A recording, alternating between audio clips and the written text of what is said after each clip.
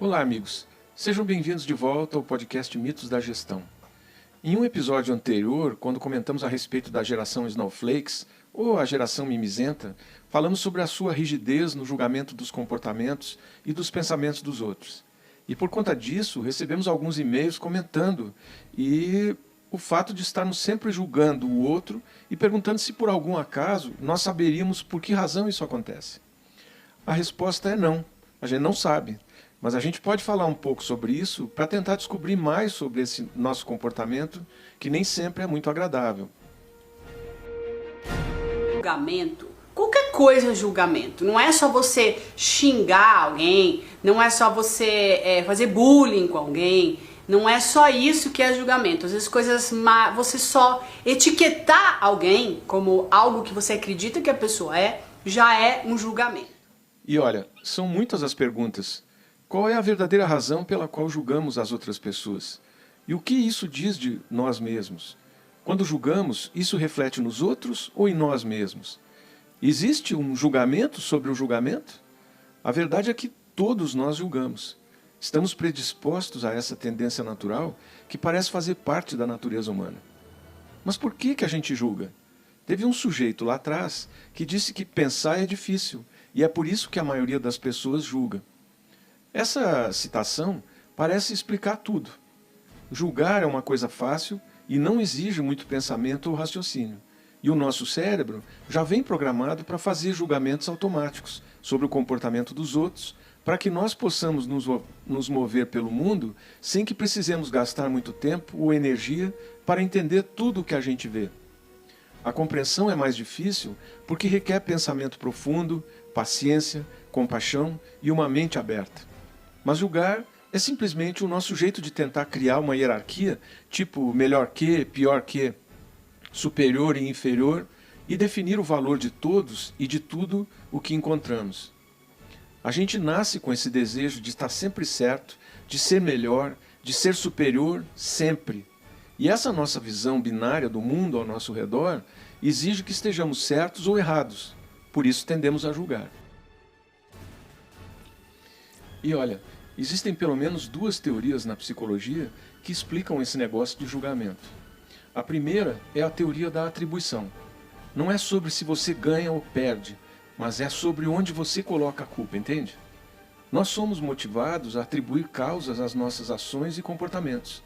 Em psicologia social, a atribuição é o processo pelo qual os indivíduos explicam as causas dos comportamentos e das coisas que acontecem. Atribuições são pensamentos que temos sobre os outros e que nos ajudam a entender por que as pessoas fazem o que fazem. Assim como existe a teoria da atribuição, também existem vieses de atribuição, como o erro de atribuição fundamental. Mais frequentemente, nosso foco está no comportamento, ignorando a situação ou o contexto ou as circunstâncias que levaram a esse comportamento. E existe também a teoria da projeção. Sobre essa teoria, teve um que disse que conhecer a própria escuridão é o melhor método para lidar com a escuridão das outras pessoas.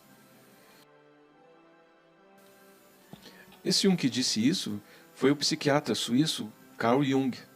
Ele dizia que, embora nossas mentes conscientes estejam evitando nossas próprias falhas, elas ainda querem lidar com elas em um nível mais profundo. Então ampliamos essas falhas nos outros. Nós só podemos ver nos outros o que temos dentro de nós. Primeiro a gente rejeita, depois a gente projeta.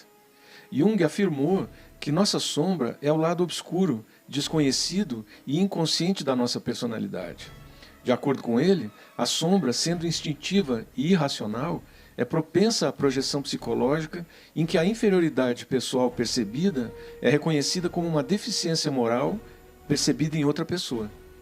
O psicólogo americano-britânico Raymond Cattell, conhecido por sua pesquisa psicométrica, identificou 16 fatores ou dimensões da personalidade que todos nós possuímos.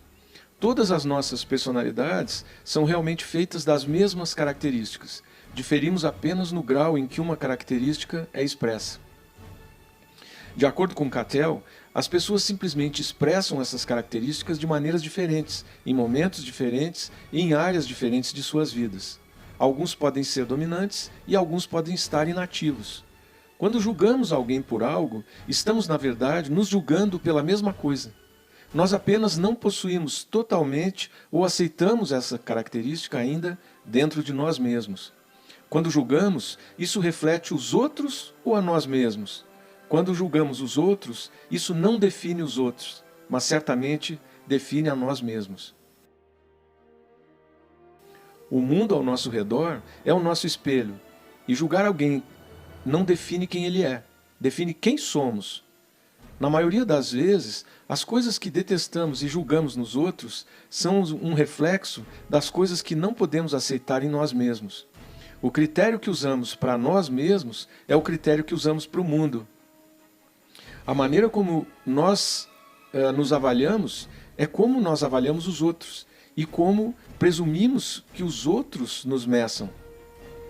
Se você odeia uma pessoa, você odeia algo nela que é parte de você mesmo. O que não faz parte de nós não nos perturba. Tudo que nos irrita nos outros pode nos levar a uma compreensão de nós mesmos e a uma autoconsciência. O que vemos nos outros é muitas vezes o que vemos em nós mesmos, e o que nos irrita nos outros talvez seja o que não gostamos em nós mesmos. Julgar é algo que diz respeito a essa nossa constante comparação com os outros e com esse desejo de validar tudo o que percebemos com o que acreditamos. Nossas crenças podem ser uma função de nossos próprios traços de personalidade, nosso condicionamento em vários níveis, como social, cultural ou religioso, e nossas experiências de vida. Mas as pessoas ou suas situações que julgamos fazem parte dessa equação? Certamente que não. Então, como podemos medir ou julgar algo com um padrão que não pode controlar completamente o que mede? Olha, a verdade é que julgar nos fecha e nos impede de entender a situação completa ou uma nova verdade que ainda não é conhecida. O julgamento faz com que nós nos separemos. Por meio da compreensão, nós crescemos. Durante o julgamento, a pessoa fica presa em um ciclo meio estranho e vicioso, mas a gente pode evoluir tentando conscientemente escapar desse ciclo. Para escapar disso, nós podemos procurar manter a mente aberta para olhar cada situação e entendê-la antes de fazer qualquer julgamento. Podemos também ser um pouco mais curiosos. Podemos permanecer curiosos sabendo que há algo na situação que podemos não compreender totalmente. Podemos também ser mais empáticos e conceder o benefício da dúvida aos outros, por sua situação ou circunstâncias que podem ou não estar em nossa plena consciência. Podemos ainda estar autoconsciente, algo que pode vir por meio do perdão, da autoaceitação e da autocompaixão. Quanto mais nos entendemos, mais podemos entender os outros. Conhecer nossas tendências nos ajudará a avaliar com justiça, paciência e compaixão.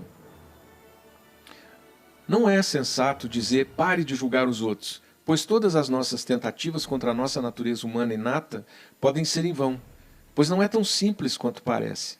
Em vez disso, podemos aprender a nos tornar mais autoconscientes quando julgamos e, por meio dessa consciência, passar a adotar padrões de pensamento mais interessantes. Também podemos ser mais gratos e compassivos com o mundo ao nosso redor pelo que ele é, em vez de tentar encaixá-lo na nossa ótica, o que é sim uma verdade, já que todo mundo que a gente encontra pode estar lutando uma batalha da qual a gente não faz a menor ideia. Pense nisso.